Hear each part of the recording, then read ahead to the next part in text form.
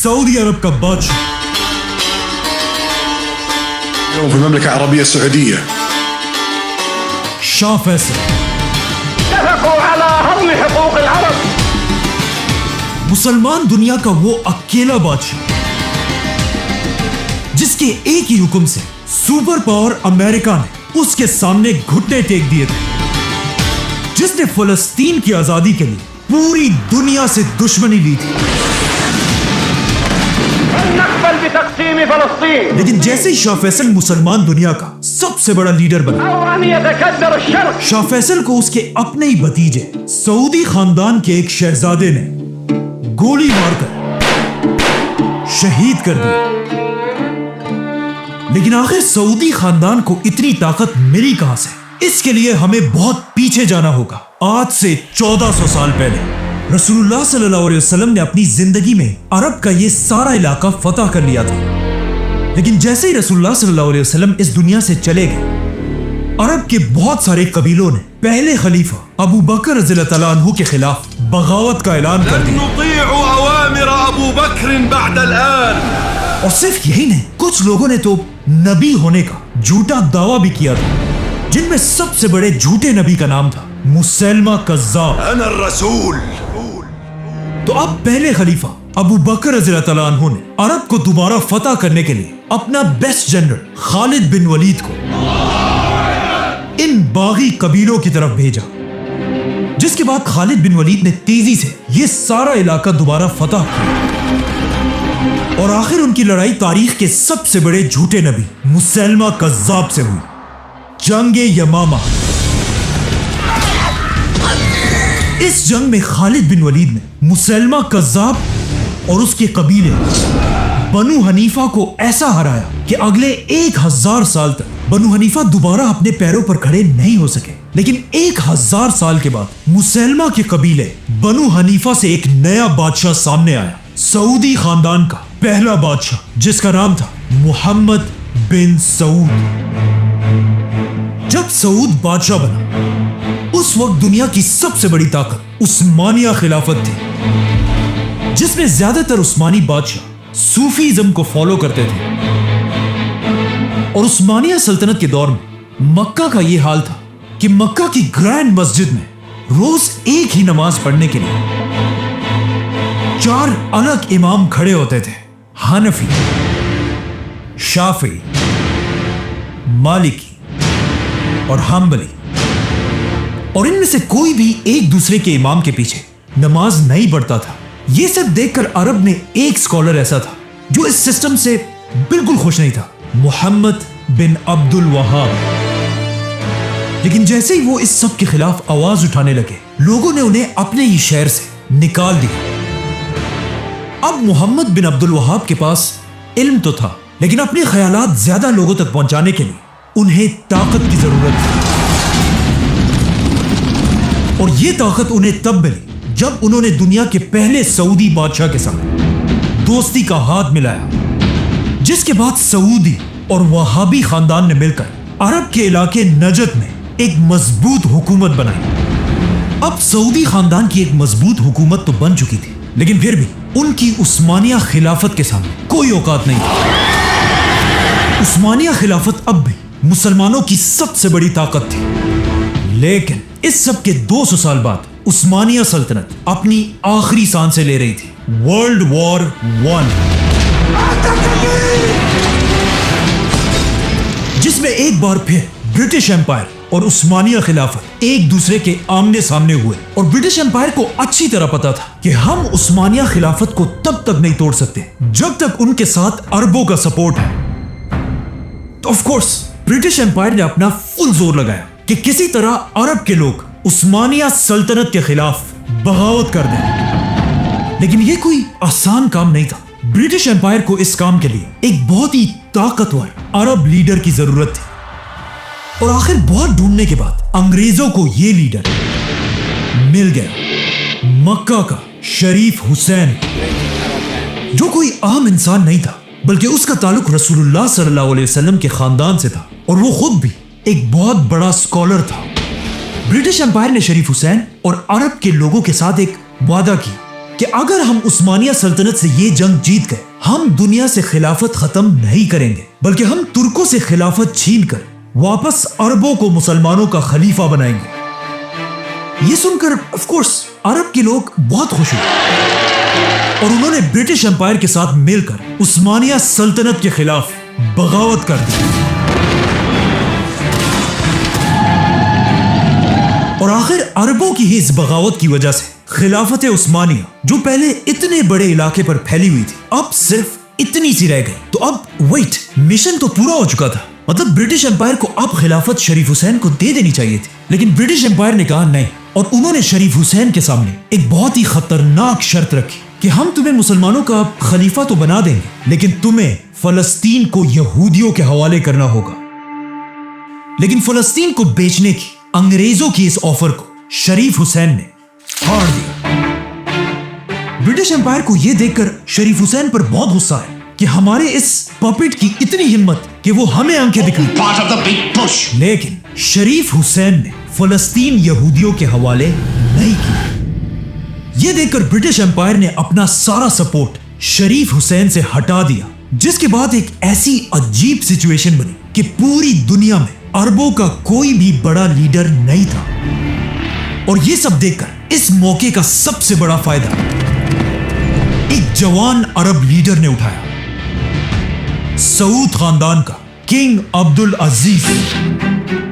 اب عبدالعزیز شریف حسین سے بالکل اپوزٹ تھا. اسے کوئی پرواہ نہیں تھی کہ اگر دنیا سے خلافت ختم ہوتی ہے تو ہونے دو, اگر فلسطین یہودیوں کو ملتا ہے تو ملنے دو.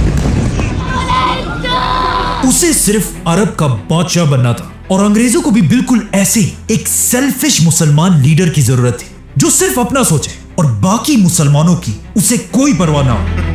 اسی لیے شریف حسین سے اپنا سپورٹ ہٹانے کے بعد انگریزوں نے اپنی پوری طاقت کے ساتھ عبدالعزیز کو سپورٹ کیا, جس کے بعد عبدالعزیز اپنی فوج کے ساتھ تیزی سے مکہ اور مدینہ فتح کرنے کے لیے ریاض سے روانہ ہوا. اینڈ آف کورس انگریزوں کی مدد سے عبدالعزیز نے آسانی سے پورا حجاز فتح کر لیا. اور عبدالعزیز کی طاقت کو دیکھ کر مکہ کے سارے علماء نے کعبہ کے سامنے اس کے ہاتھ پر بیعت کی. مکہ اور مدینہ کو فتح کرنے کے بعد عبدالعزیز کی بادشاہت اس سارے علاقے پر پھیل گئی اور اس طرح دنیا میں ایک نئی ریاست بنی, the kingdom of Saudi Arabia. اليوم في المملكة العربية السعودية. اور عبدالعزیز اس کا پہلا بادشاہ. سب سے پہلے کنگ عبدالعزیز نے سعودی عرب کو دو بڑے حصوں میں ڈیوائیڈ کیا. ایک حصہ نجد جس میں سعودی خاندان کا کیپٹل ریاض تھا, جس کا گورنر اس نے اپنے بڑے بیٹے سعود بن عبدالعزیز کو بنایا. اور دوسرا حصہ حجاز جہاں اسلام کی سب سے ہولی سائٹس تھے, مکہ اور مدینہ. اور یہاں کا گورنر بادشاہ نے اپنے دوسرے بیٹے کو بنایا, پرنس فیصل. اب جیسے ہی سعودی عرب ایک اسٹیٹ بنا, سعودی کے بالکل پاس ہی ایک ملک بحرین میں عرب کا سب سے پہلا آئل کا کنواں ڈسکور ہوا. یہ دیکھ کر عبدالعزیز نے بھی اپنے انگریز دوستوں کے ساتھ مل کر سعودی عرب میں تیل ڈھونڈنا شروع کیا, لیکن اگلے 6 سال تک ڈھونڈنے کے بعد بھی انہیں آئل کا ایک قطرہ بھی نہیں ملا. انہی انگریز سائنٹسٹ نے بعد میں اپنی کتاب میں لکھا ہے کہ ایک دن عرب کے ڈیزرٹ سے ایک غریب آدمی ان کے پاس آیا اور ہمیں ہاتھ سے پکڑ کر سعودی عرب کے علاقے دمام کی طرف لے کر گیا اور ہمیں کہا یہاں پر ڈھونڈو, وہ تمہیں یہیں پر ملے گی, جو چیز تمہیں چاہیے وہ تمہیں یہاں ملے گی. اور اس طرح سعودی عرب میں دنیا کی سب سے بڑی آئل کی ڈسکوری ہوئی. The world's largest supplier of oil. Now, جیسے ہی سعودی میں آئل کی ڈسکوری ہوئی, عبدالعزیز کی قسمت اتنی اچھی تھی کہ اس کے صرف 1 سال بعد دنیا کی سب سے بڑی جنگ شروع ہوئی, ورلڈ وار 2.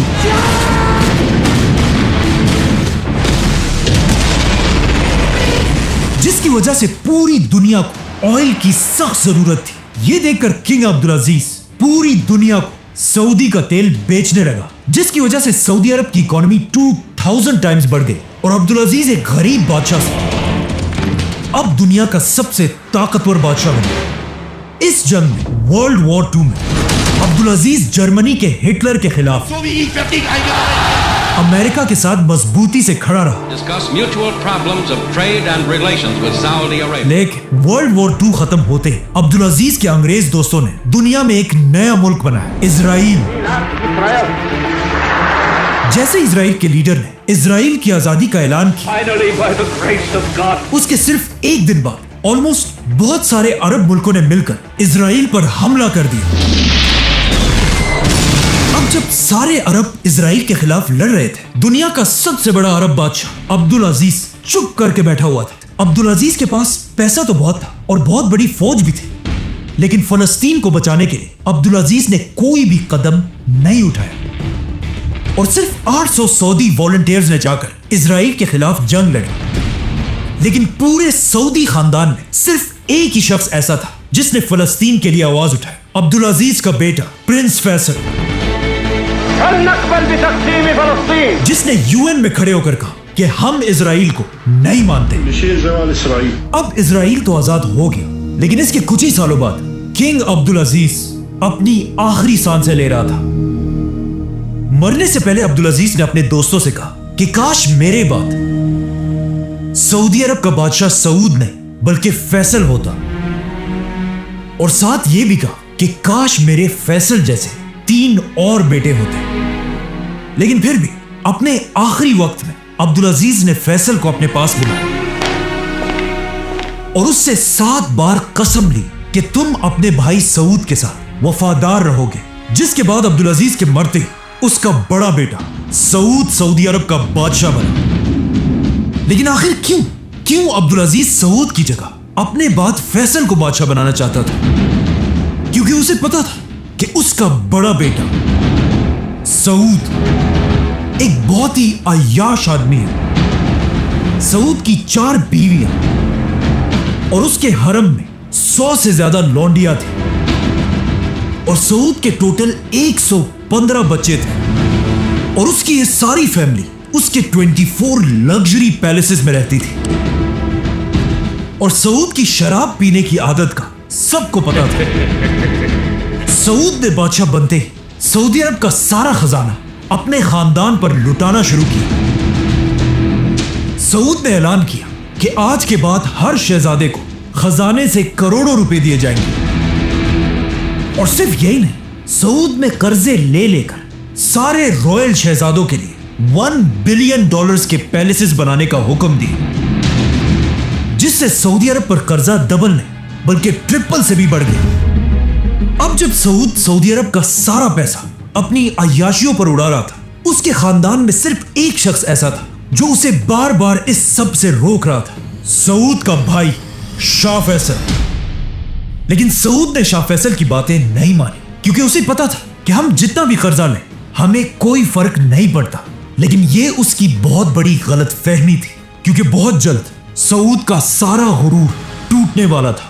اب تک دنیا میں آئل صرف سعودی اور کچھ ہی باقی کنٹریز میں تھا, لیکن آہستہ آہستہ دنیا کے باقی علاقوں میں بھی آئل ڈسکور ہونا شروع ہوئی, جس سے دنیا میں آئل کی سپلائی تیزی سے بڑھنے لگی. Was the first company to find oil there, and اب جب آئل کی سپلائی پوری دنیا میں بہت ہی زیادہ بڑھ گئی تو آف کورس آئل کی پرائس نیچے گرنے لگی اور سعودی عرب کے خزانے خالی ہونے لگے.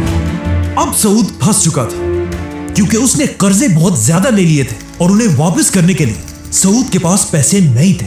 لیکن اس سب کے بعد بھی سعود اپنی عیاشی کی زندگی گزارتا رہا. یہ دیکھ کر سعود کو اس کے بھائی فیصل نے بہت سمجھایا کہ تمہاری ان عیاشیوں سے یہ ملک تباہ ہو جائے گا, لیکن سعود نے فیصل کی بات نہیں مانی. آخر فیصل نے غصے میں آ کر اپنی پرائم منسٹر کی پوسٹ سے ریزائن کر دی اور سعودی عرب چھوڑ کر چلا گیا. فیصل کے جانے کے بعد سعودی عرب کے حالات اور بھی زیادہ خراب ہو گئے, اور صرف 2 سالوں میں سعودی عرب تاریخ میں پہلی بار بینکرپٹ ہونے کے بالکل قریب کھڑا تھا. یہ سب دیکھ کر سب کو سمجھ آ گئی کہ اب سعودی عرب کو تباہ ہونے سے صرف ایک ہی آدمی بچا سکتا ہے, شہزادہ فیصل. یہ دیکھ کر سعودی خاندان اور وہابی خاندان نے مل کر فیصل کے سامنے ہاتھ جوڑے کہ آپ پلیز اپنے بھائی سعود کو ہٹا کر خود سعودی عرب کے بادشاہ بن جائیں, ورنہ یہ ملک تباہ ہو جائے گا. اب آپ ہی ہماری مدد کر سکتے. لیکن فیصل نے کہا نہیں, میں ایسا نہیں کر سکتا, کیونکہ فیصل کو وہ دن یاد تھا جب اس نے اپنے باپ عبدالعزیز کے سامنے قسم کھائی تھی کہ وہ ہمیشہ سعود کے ساتھ وفادار رہے گا. اسی لیے فیصل نے کہا کہ نہیں، بادشاہ سعود ہی رہے گا، میں اس کے اندر پرائم منسٹر بن کر سعودی عرب کو بچانے کی کوشش کروں گا. سعود نے فیصل کی یہ آفر ایکسپٹ کر لی اور ساری طاقت پرائم منسٹر فیصل کے حوالے کر دی. فیصل نے آتے ہی سب سے پہلے شہزادوں کی ساری عیاشیاں ختم کر دی، ان کو دیے جانے والے کروڑوں روپے بند کر دیے اور ان شہزادوں کے لگژری پیلیسز چھین کر وہاں گورنمنٹ آفیسز بنائے. اور سب سے بڑا کام فیصل نے یہ کیا کہ تاریخ میں پہلی بار سعودی عرب سے سلیوری ختم کر دی. شاہ فیصل نے اپنے خزانے سے ہر غلام کے مالک کو $2000 دے کر اسے آزاد کر دیا. اس طرح ایک ہی دن میں ہزاروں غلام آزاد ہو گئے. اور سعودی کی اکانومی ٹھیک کرنے کے لیے شاہ فیصل نے ایک طاقتور آدمی سے قرضہ بھی لیا جو اس وقت سعودی کا سب سے امیر آدمی تھا، جس کا نام تھا محمد بن لادن. فیصل نے پوری دنیا سے اسلامک اسکالرز کو سعودی بلایا تاکہ یہ اسکالر سعودی کے ایلیٹ خاندان کے بچوں کو اسلام سکھا سکے. فاجتهدوا في طلبه. بائی دی وے، انہی اسلامک سکولز میں اسی سعودی کے سب سے رچ آدمی محمد بن لادن کا بیٹا بھی پڑھتا تھا، Osama bin Laden. Give us Osama bin Laden. Dead or alive. Faisal کے ان زبردست کاموں سے اب سعودی عرب دوبارہ مضبوط ہونے لگا، لیکن پوری دنیا کو اچھی طرح پتا تھا کہ سعود صرف نام کا بادشاہ ہے اور ساری طاقت اصل میں فیصل کے پاس ہے. اس سب کے دوران کنگ سعود امریکہ میں آرام سے بیٹھا ہوا تھا، لیکن جب 1 سال کے بعد وہ واپس سعودی آیا اور واپس آ کر عمرہ کرنے کے لیے گیا، لیکن عمرہ کرنے کے درمیان ہی اسے سمجھ آ گئی کہ اب لوگ اسے وہ عزت نہیں دے رہے جو ایک بادشاہ کو ملنی چاہیے، اور اسے سمجھ آ گئی کہ اب لوگ اسے بادشاہ سمجھتے ہی نہیں. اور یہاں سے سعود آہستہ آہستہ اپنے بھائی فیصل سے نفرت کرنے لگا. اور صرف یہی نہیں بلکہ اس کے عیاش بیٹے اسے فیصل کے خلاف بھڑکانے لگے، کیونکہ فیصل نے آتے ہی ان سارے شہزادوں کی عیاشیاں ختم کر دی تھی. تو اب سعود اور اس کے بیٹے مل کر فیصل کو ہٹانے کی سازش کرنے لگے. سعود اور اس کے بیٹے پیسے دے کر لوگوں کو فیصل کے خلاف کرنے لگے، جس کا فیصل کو اچھی طرح پتا تھا، لیکن فیصل نے بادشاہ کے خلاف کوئی قدم نہیں اٹھایا. اصل مسئلہ تب بنا جب سعود نے فیصل کی طرف ایک لیٹر بھیجا جس میں لکھا تھا، فیصل، تم اپنی اوقات میں رہو اور یاد رکھو کہ بادشاہ میں ہوں، اور میں تمہیں حکم دیتا ہوں کہ میرے 2 بیٹوں کو سعودی عرب کے ٹاپ منسٹرز بنا، ورنہ میں اپنی رائل فوج بھیج کر تمہیں گرفتار کر لوں گا. جیسے ہی فیصل نے بادشاہ کا یہ خط پڑھا، اس نے یہ خط اپنے بھائی کو دی، جس نے سیدھا جا کر بادشاہ کے منہ پر یہ خط پھاڑ دیا. اپنی یہ بے عزتی دیکھ کر بادشاہ کو بہت غصہ آیا اور اس نے فوراً اپنی رائل فوج فیصل کو گرفتار کرنے کے لیے اس کے محل کی طرف بھیجی. بادشاہ کی رائل فوج نے جا کر فیصل کے محل کو ہر طرف سے گھیر لیا. لیکن فنی بات یہ ہے کہ فیصل کے پاس اتنی طاقت تھی اور اس کا اتنا روب تھا کہ جیسے ہی فیصل اپنے محل سے باہر نکلا، بادشاہ کی فوج کی کانپیں ٹانگنے لگی اور انہوں نے فیصل کو دیکھ کر اسے غلطی سے سلوٹ کر دیا، جسے دیکھ کر فیصل ان گارڈز پر ہنسنے لگا. لیکن پھر بھی یہ گارڈز فیصل کو گرفتار کرنے کے لیے کھڑے رہے، یہاں تک کہ کہا جاتا ہے کہ بادشاہ نے فیصل کو مارنے کی کوشش بھی کی. یہ سب دیکھ کر آخر فیصل نے اپنے باپ سے کی ہوئی قسم توڑ دی اور کہا اب اور بس ہے. سعود ساری حدیں پار کر چکا ہے. اب سعود کے پاس تو صرف تھوڑے سے رائل گارڈز تھے، لیکن سعودی عرب کی پوری فوج فیصل کو اپنا لیڈر مانتی تھی. تو سب سے پہلے فیصل نے حکم دیا کہ سارے پیلیسز سے ہماری عورتوں اور بچوں کو نکال دیا جائے، کیونکہ اب فیصلہ تلوار سے ہوگا. فیصل کے ایک ہی اشارے سے پوری سعودی فوج تیزی سے بادشاہ کے محل کی طرف بڑھنے لگی اور بادشاہ کے محل کو ہر طرف سے گھیر لیا. اب فیصل اور سعود ایک سٹینڈ آف میں کھڑے تھے، لیکن فیصل کی فوج بادشاہ سے بہت زیادہ تھی، اسی لیے بادشاہ اپنی فوج کو لے کر پیچھے ہٹ گیا اور حالات اتنے بگڑ چکے تھے کہ اب ان دونوں بھائیوں فیصل اور سعود کا فیصلہ کرنے کے لیے سعودی عرب کا مفتی اعظم مکہ سے کیپٹل کی طرف آیا، جو وہابی خاندان کا لیڈر تھا سعود یہ دیکھ کر حیران رہ گیا کہ اس کا اپنا خاندان اور سعودی عرب کے سارے علماء بادشاہ کو چھوڑ کر فیصل کے ساتھ کھڑے تھے. لیکن کیوں؟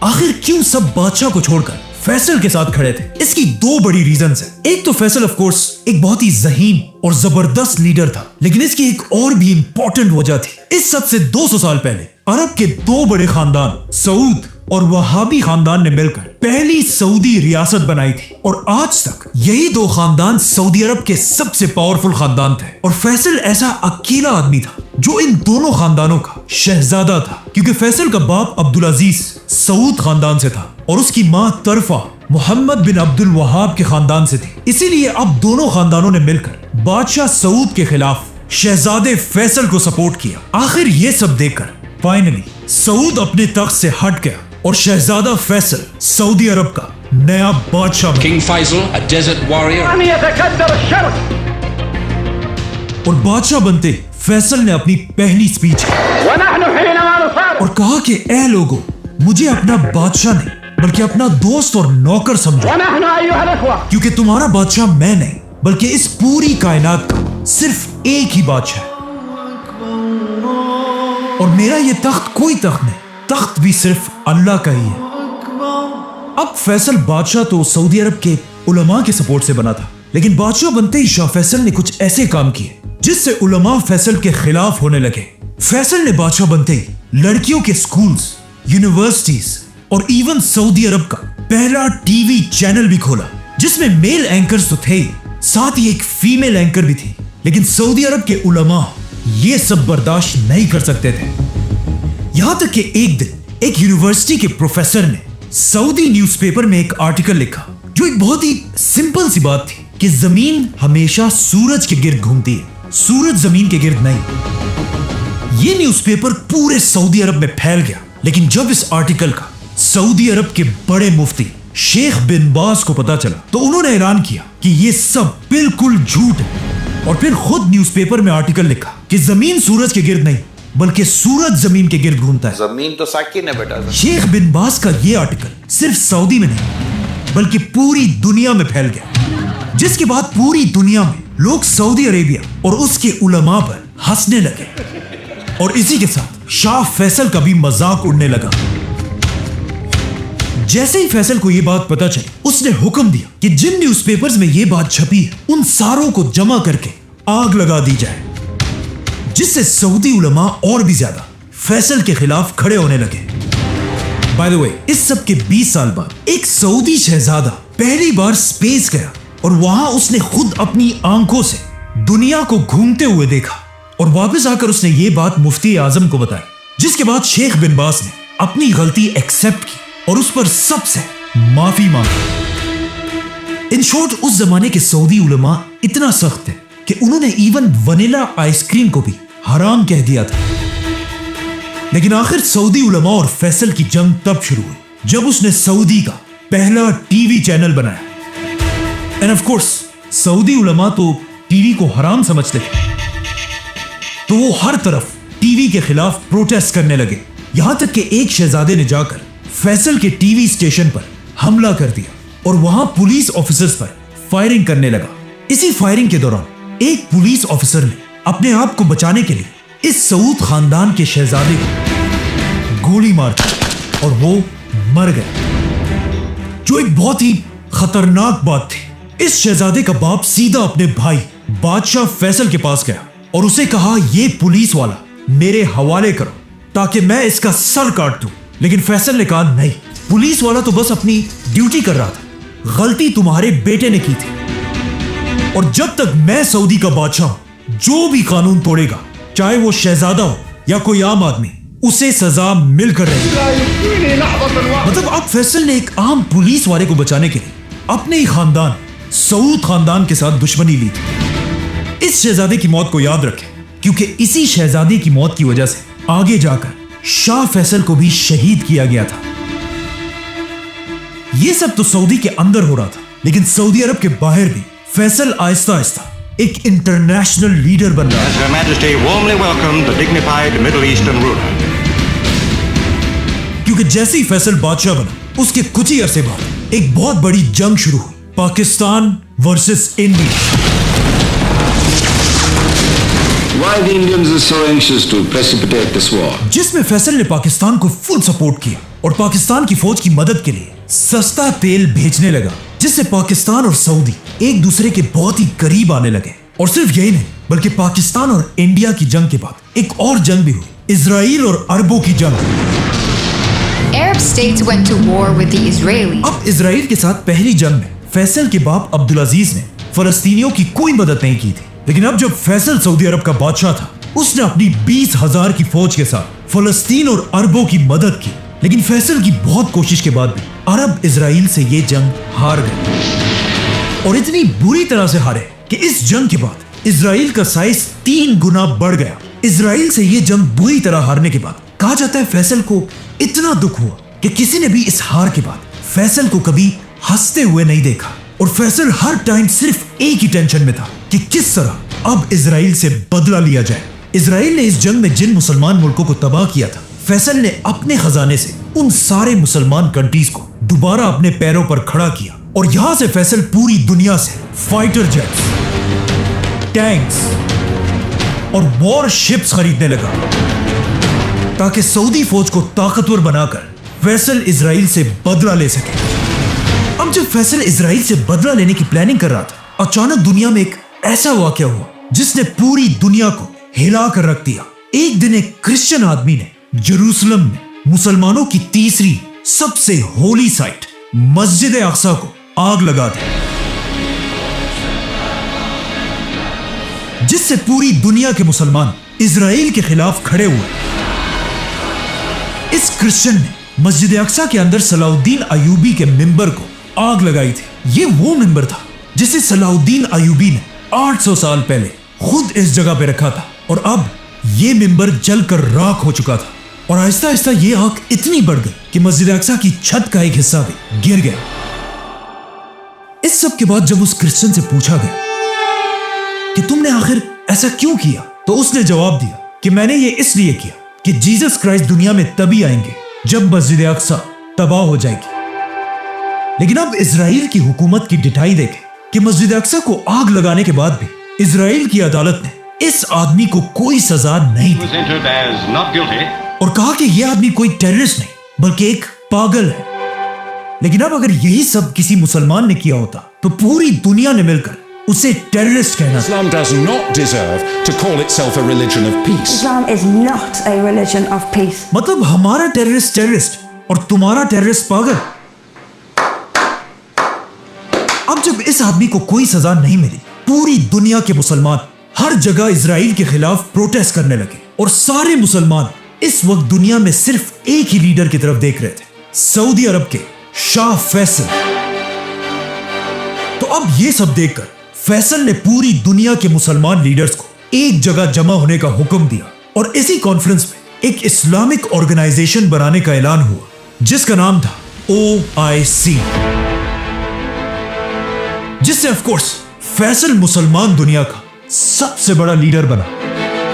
अब फैसल को मौका मिल चुका था कि वो पूरी दुनिया के मुसलमानों को इजराइल के खिलाफ यूनाइट करे। तो अब फैसल मुसलमान लीडर्स के साथ मिलकर इजराइल पर हमले की प्लानिंग करने लगा और अचानक 1973 में यहूदियों के सबसे बड़े फेस्टिवल योम किपुर के दिन अरब फौजों ने इजराइल पर सरप्राइज हमला कर दिया। Israelis celebrating the holiday of Yom Kippur. और अरब फौजें हर तरफ से इजराइल के अंदर दाखिल हुई और इजराइल से ये सारे इलाके फतह कर लिए। इजराइल इस जंग के लिए बिल्कुल भी रेडी नहीं था, इसीलिए इजराइल की फौजें आहिस्ता आहिस्ता मुसलमानों के प्रेशर की वजह से पीछे हटने लगे। ये देखकर किंग फैसल ने मुसलमानों की फौज की तरफ मैसेज भेजा कि आज मेरे बेटों, तुमने हमारा सर फख्र से बुलंद कर दिया, लेकिन अब रुकना नहीं है, इजराइल के खिलाफ आगे बढ़ते रहो। ऐसा लग रहा था कि मुसलमान अब कुछ ही दिनों में इजराइल को बिल्कुल क्रश कर देंगे। लेकिन यहां इजराइल की मदद के लिए वो आया जिसका फैसल को डर था, super power America. The United States has stood by the side of Israel. अरब की फौज से डरकर इजराइल की प्राइम मिनिस्टर ने अमेरिका से मदद की भीख मांगी और अमेरिका से रिक्वेस्ट की कि फौरन हमें $1 बिलियन की एड भेजी जाए, जिस पर अमेरिका ने जवाब दिया کہ $1 بلین نہیں, یہ لو $2 بلین اور جا کر ان اربوں کو سبق سکھایا. اس کے ساتھ امریکہ نے اسرائیل کو فائٹر جیٹس, ٹینکس اور مشین گنز بھی بھیجی, اور امریکہ کی اس مدد سے اسرائیل دوبارہ عرب فوجوں کو پیچھے دھکیلنے لگا. اب جب اس سب کا مسلمانوں کے لیڈر کنگ فیصل کو پتا چلا, اس وقت مسلمانوں کا لیڈر کنگ فیصل اپنے آفس میں بیٹھا ہوا تھا جب اسے امریکہ کی اس بدماشی کا بتایا گیا. فیصل کو امریکہ کی اس حرکت پر اتنا غصہ آیا کہ فیصل نے اسی وقت اپنا فون اٹھایا اور کہا فوراً آئل منسٹر کو میرے سامنے حاضر کیا جائے. جیسے ہی آئل منسٹر فیصل کے پاس پہنچا, اس وقت رات کے 8 بج رہے تھے اور ان کی میٹنگ شروع ہوئی. لیکن آئل منسٹر نے فیصل سے کہا کہ سعودی کے سارے ٹی وی چینلز 9 بجے بند ہو جاتے ہیں, تو اگر آپ نے کوئی فیصلہ کرنا ہے تو ابھی اسی وقت کرنا ہوگا. جس پر فیصل نے تھوڑا سوچا اور کہا لکھو, میں سعودی عرب کا بادشاہ فیصل بن عبدالعزیز یہ حکم دیتا ہوں کہ امریکہ کے طرف بھیجے جانے والے سارے آئل کو روک دیا جائے, اور آج کے بعد امریکہ کو عرب کی تیل کا ایک قطرہ بھی نہیں ملے گا. عرب میں جس کے پاس بھی آئل تھا ان سب نے فیصل کے حکم پر لبیک کہا اور امریکہ کی طرف تیل بھیجنا بند کر دیا. اور امریکہ ختم, بائے بائے, ٹاٹا, گیا. کیونکہ امریکہ اپنا 80% آئل عرب کنٹریز سے خریدتا تھا. یہ امریکہ کے لیے اتنا بڑا دھچکا تھا کہ ورلڈ وار 2 کے بعد امریکہ کی اکانومی اتنی تیزی سے کبھی نہیں گری تھی. لیکن پھر بھی امریکہ نے اپنے دوست اسرائیل کا ساتھ نہیں چھوڑا اور امریکہ کی مدد سے اسرائیل عربوں سے یہ جنگ جیت گئے. جس کے بعد آف کورس امریکہ نے فیصل سے کہا کہ اب جنگ ختم ہو چکی ہے تو اب آئل کی یہ پابندی ختم کر دو. لیکن فیصل اتنا غصے میں تھا کہ اس نے کہا نہیں, جب تک تم اسرائیل کو سپورٹ کرو گے تب تک میں تمہیں تیل نہیں بیچوں گا. اور یہاں سے فیصل نے امریکہ بلکہ پوری دنیا کو اپنی اصل طاقت دکھائی. فیصل نے عرب آئل کو ایک ویپن میں بدل دیا جس سے امریکہ کی اکانومی بالکل ٹوٹ گئی. امریکہ میں لوگوں کے پاس گاڑیاں چلانے کے لیے بھی تیل نہیں تھا, بلکہ پیٹرول سٹیشنز میں بڑا بڑا لکھا ہوتا تھا کہ تیل کو چھوڑو, گاڈ کو یاد کرو. اور امریکہ جیسی سپر پاور کنٹری میں پہلی بار لوڈ شیڈنگ اور بلیک آؤٹس ہونے لگے اور لوگ دوبارہ کینڈلز اور لکڑیاں جلانے لگے. امریکہ میں 5 لاکھ لوگوں کی جابز چلی گئی. اور سب سے بڑی بات یہ تھی کہ جس سال فیصل نے امریکہ پر پابندی لگائی اس سال امریکہ کا سب سے بڑا فیسٹیول کرسمس منایا ہی نہیں گیا, بلکہ کرسمس کی رات کو جو ہمیشہ لائٹ سے بھری ہوتی تھی, اس بار پورے امریکہ میں صرف اور صرف اندھیرا تھا. فیصل کی طاقت کا اندازہ صرف ویسٹ میں امریکہ کو نہیں بلکہ ایسٹ میں جاپان کو بھی ہوا. اور جاپان میں کہا جانے لگا کہ ایٹم بام کے بعد فیصل کی پابندی جاپان کے لیے سب سے بڑا کرائسس ہے. اب جب امریکہ کے حالات بہت ہی خراب ہو گئے, امریکہ کی برداشت کی حد ختم ہو گئی اور امریکہ میں سیکرٹ میٹنگز ہونے لگی جس میں امریکنز یہ پلان کرنے لگے کہ اگر فیصل نے یہ پابندی ختم نہیں کی تو امریکہ اپنی پوری طاقت کے ساتھ فیصل کے سعودی عرب پر حملہ کر دے گا اور اسے ہٹا کر کسی اور شہزادے کو تخت پر بٹھا دے گا. جب فیصل کو امریکہ کی اس پلاننگ کا پتہ چلا اس نے امریکہ کو کلیئر میسج بھیجا کہ اگر تم نے مجھ پر حملہ کیا تو میں عرب کے سارے تیل کے کنووں کو آگ لگا دوں گا.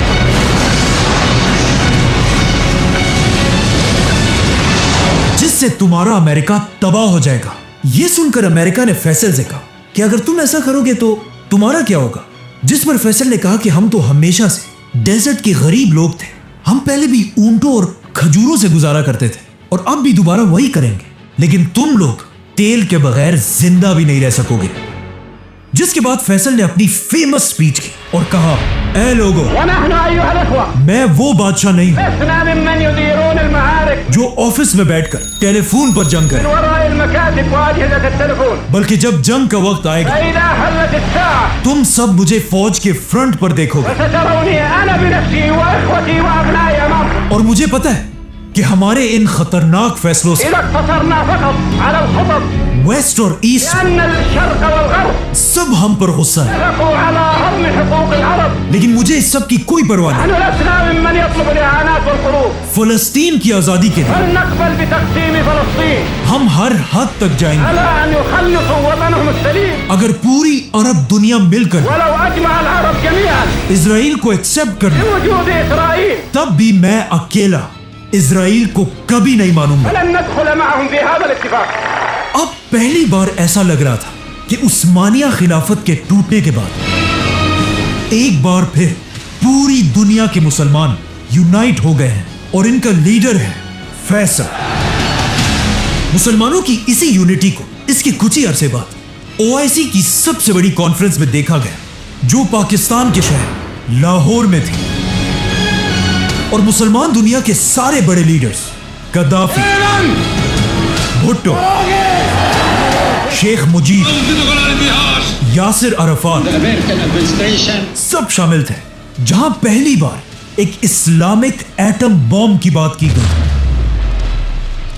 اسی کانفرنس میں ایک بہت ہی فیمس پکچر لی گئی جس میں سارے بڑے لیڈرز مل کر ایک مسجد میں بیٹھے ہوئے ہیں. لیکن عجیب بات یہ ہے اس پکچر میں جتنے بھی لیڈرز ہیں ان سب کو ایک ایک کر کے آگے جا کر مار دیا گیا. جیسے ہی فیصل OIC کی میٹنگ سے واپس آیا، فیصل کی طاقت اتنی بڑھ چکی تھی کہ آخر امریکہ نے فیصل کے سامنے گھٹنے ٹیک دیے، اور امریکہ نے فیصل کے کہنے پر اسرائیل پر پریشر ڈالنا شروع کیا کہ وہ عربوں کے ساتھ ڈیل کر لیں. جس کے بعد امریکہ، یورپ، جاپان سب مل کر فیصل کے سامنے ہاتھ جوڑ کر تیل کی بھیک مانگنے لگے. تو اب جب فیصل کی ڈیمانڈز پوری ہو گئی، اس نے امریکہ سے پابندی ہٹا دی. لیکن پابندی ہٹانے کے بعد بھی تیل کی پرائس نیچے نہیں آئی.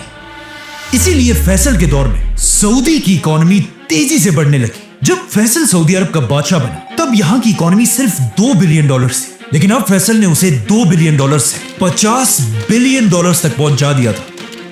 کہا جاتا ہے سعودی عرب میں پراپرٹی کی پرائسز ہر ہفتے ڈبل ہوتی رہتی تھی، اور سعودی عرب میں کنسٹرکشن اتنی تیزی سے ہو رہی تھی کہ لوگ سیمنٹ کشتیوں میں نہیں بلکہ ہیلی کاپٹرز میں منگوا رہے تھے، اور یہی سے سعودی عرب کے لوگ دنیا کے سب سے امیر لوگ بنے. اب جب فیصل اپنی طاقت کی پیک پر تھا، کہا جاتا ہے کہ یہ سپیچ اس کی زندگی کی آخری سپیچ. ہم کس چیز کا انتظار کر رہے ہیں؟ دنیا کی غیرت جاگنے کا. کہاں ہے دنیا کی غیرت؟ اے میرے بھائیوں، مسجد اقصی تمہیں بلا رہی ہے، تمہاری مدد کے لیے رو رہی ہے. ہم کس چیز سے ڈر رہے ہیں؟ موت سے. اس سے زیادہ اچھی موت اور کیا ہو سکتی ہے جو اللہ کے راہ میں لڑتے ہوئے آئے. اور میری اللہ سے دعا ہے کہ اگر میرے ہاتھوں سے فلسطین آزاد نہیں ہوتا تو مجھے اس دنیا میں ایک لمحے کے لیے بھی زندہ نہ رکھے، اور اے اللہ مجھے شہادت کی موت دے. اور اس کے کچھ ہی عرصے بعد جب فیصل ایک مجلس میں بیٹھا ہوا تھا، ایک آدمی نے فیصل کو گولی مار دی. لوگ شاہ فیصل کو اٹھا کر ہاسپٹل لے کر گئے، جہاں کہا جاتا ہے فیصل کے آخری الفاظ یہ تھے کہ میں اپنے قاتل کو معاف کرتا ہوں. فیصل کی شہادت کی خبر پوری دنیا میں آگ کی طرح پھیلی اور ہر طرف لوگ رونے لگے، اور دنیا کے سارے لیڈرز فیصل کے جنازے کے لیے سعودی عرب پہنچے، جس کے بعد بادشاہ فیصل کی نماز جنازہ پڑھائی گئی.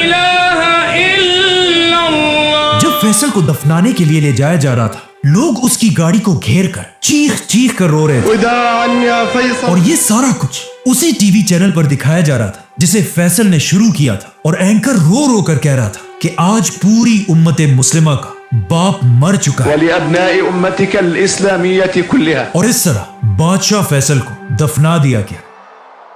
اب جس آدمی نے فیصل کو مارا تھا وہ کوئی اور نہیں بلکہ فیصل کے اپنے بھائی کا بیٹا تھا.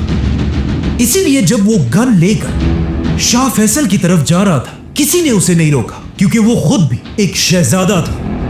اور جیسے ہی فیصل اپنے بھتیجے سے ملنے کے لیے اس کے پاس گیا، فیصل کے بھتیجے نے اس کے سر پر 2 گولیاں ماری اور فیصل کو شہید کر دیا۔ شاہ فیصل کو مارنے کے بعد جب اس کے بھتیجے سے پوچھا گیا کہ تم نے آخر کیوں ایسا کیا، تو اس نے ایک بہت ہی اسٹوپڈ اور عجیب جواب دیا۔ اس شہزادے نے کہا، آج سے 10 سال پہلے میرے ایک بھائی نے فیصل کے بنائے ہوئے ٹی وی اسٹیشن پر حملہ کیا تھا، جس کے بعد پولیس والوں نے میرے بھائی پر فائرنگ کر کے اسے مار دیا تھا، اور مجھے غصہ تب آیا جب فیصل نے میرے بھائی کا بدلہ لینے کے بجائے اس پولیس والے کو معاف کر دیا، اور آج میں نے 10 سال بعد فیصل کو مار کر اپنے اسی بھائی کا بدلہ پورا کر دیا۔ اب کوشچن یہ ہے کہ اس شہزادے کو اپنا بھائی 10 سال بعد کیسے یاد آیا، اور پچھلے 10 سال سے یہ شہزادہ تھا کدھر؟ یہ شہزادہ پچھلے 10 سال سے امریکہ میں ایک عیاشی کی زندگی گزار رہا تھا، اور وہاں کلبز، ڈرگز اور گرل فرینڈز پر اپنے سارے پیسے اڑا رہا تھا۔ بلکہ یہ اتنا عیاش تھا کہ ایک بار امریکہ میں اس شہزادے کو ڈرگز یوز کرنے پر گرفتار بھی کیا گیا تھا۔ مطلب 10 سال تک اس کو اپنے بھائی کے مرنے کی کوئی پرواہ نہیں تھی۔ فیصل پر حملے سے کچھ ہی عرصہ پہلے یہ امریکہ سے واپس سعودی آیا۔ آج دنیا کے بہت سارے لوگ سمجھتے ہیں کہ فیصل کو کسی بدلے کی وجہ سے نہیں، بلکہ امریکہ اور اسرائیل پر پابندی کی وجہ سے مارا گیا تھا، کیونکہ اگر دیکھا جائے فیصل کے مرتے ہی سب سے بڑا فائدہ امریکہ اور اسرائیل کو ہی ہوا تھا، کیونکہ فیصل کی شہادت کے فوراً بعد اسرائیل اور عربوں نے دوستی کا ہاتھ ملایا، اور سارے عرب کنٹریز آہستہ آہستہ اسرائیل کو ایکسپٹ کرنے لگے، اور فیصل کے بعد آج تک کسی بھی سعودی بادشاہ نے دوبارہ امریکہ کے سامنے سر اٹھانے کی ہمت بھی نہیں کی۔ فیصل کی شہادت کے کچھ ہی گھنٹوں بعد سعودی خاندان نے اپنا نیا بادشاہ سلیکٹ کیا، کنگ خالد بن عبدالعزیز، جس نے آتے ہی حکم دیا کہ فیصل پر حملے کرنے والے شہزادے کا سب کے سامنے سر کاٹ دیا جائے۔ لیکن نئے بادشاہ کے آتے مسلمانوں کی تاریخ کا سب سے خطرناک واقعہ پیش آیا، کعبہ پر حملہ۔